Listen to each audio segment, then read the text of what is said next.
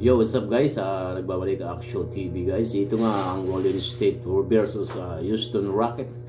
Ganito kung gumawa ng effect sa 3 points effect. Night hindi katulad ni Jordan Poole, Stephen Curry. Ganito dapat ang gayahin mo. Jordan Poole, kita mo to, Stephen Curry. Ganito pag tumira ng 3 points. Saktong talikod pero pasok hindi tulad ng ginawa mo. So yun guys, at hilingin ko lang sana na ma-subscribe naman itong channel ko, Action TV guys. At huwag na natin patagalin yan, bibigyan na natin reaction itong page na mapanood natin dito. Let's go guys.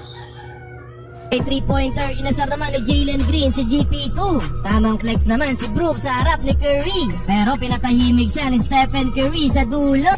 Warriors versus Rockets. First time sa career ni Chris Paul coming off the bench ngayong game si point guard mga bro. Dahil nagbabalik lineup na itong si Draymond Green, muli namang magkukrus ang landas ni Dillon Brooks at ng Warriors. Well, first quarter, solid ang start ng Rockets. 8-2 agad, butata si Wiggins kay Green. Pasok naman ang back-to-back 3 points ni Jabari Smith Jr. at Dillon Brooks. Halfway mark ng quarter, ipinasok na si Chris Paul. Assist agad ng naitala niya mula sa tres ni Klay Thompson na so far mainit sa Warriors. Kanya galing yung wala sa first 10 points ng Golden State. Tabla ang laban under 3 minutes matapos ang 8-3 run. Unang press para kay Curry mula din sa assist ni Chris Paul. Ganda din ang ambag nila Kuminga at GP2 na may 10 points na combined off the bench. Last 8 seconds, gandang alley-oop play Tatum Thompson pero sagot ng huling try sa kabila si Dario Saric. Mula na naman sa assist ni Chris Paul. Lamang natin ang 2 points dyan ng Warriors, 26-24. Start of second quarter, palubo ang lead ng Warriors. Nakapagpahinga ng maayos sila Steph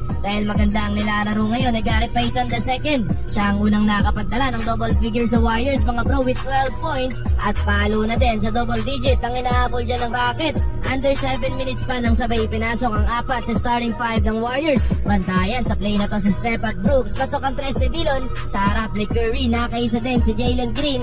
Reverse layup galing fast break at isang 3 points. Alat pa si Draymond Green. Napapailing na lang mga bro. Nagkakala 3 fouls at may 3 turnovers sa loob ng 9 minutes. Kaya naman agad na ibinileg si Chris Paul na patuloy ang pag-ikot sa bola. 7 assists na para kay Paul sa first half. Uminit pa si Klay Thompson with 16 points. Alley-oop play Curry to Thompson, 57-47. Apante pa din ang Warriors.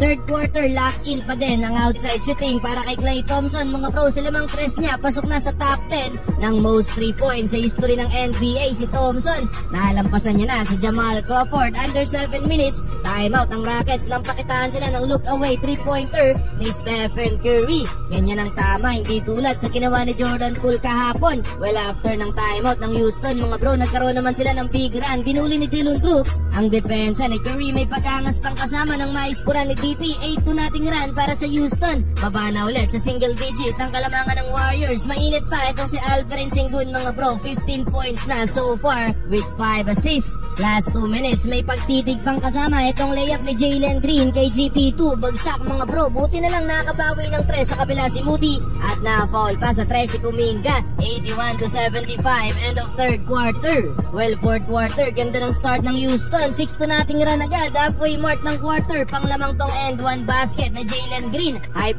na dyan si Dillon Brooks. Kaso nga lang mga bro, timeout ang Houston under 5 minutes matapos ang 6-2 nating run comeback ng Warriors. Pangiti-ngiti na din dyan si Stephen Curry, 91-87. Hindi na din makapaniwala ang crowd ng Houston mga bro. Pumukol pa ng dalawang sunod na 3 points dyan si Stephen Curry. Unti-unti na ding natahimik ang opensa ng home team mga bro. Kaya naman sa dulo, panalo ang Golden State Warriors.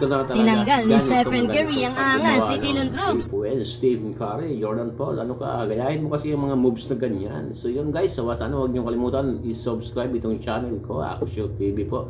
Bilang tulong na lang nyo sa akin. Maraming salamat guys sa mga nagsusubscribe sa akin. Maraming salamat, maraming thank you. Sa mga nanonood, thank you po sa inyong lahat. Sana supportahan niyo itong channel ko at ako'y baguhan lang po dito. So yun, maraming salamat. At dito po nagtatapos yung vlog natin ngayon at reaction sa mga video. So yun, maraming salamat guys. Thank you po sa lahat. Peace out.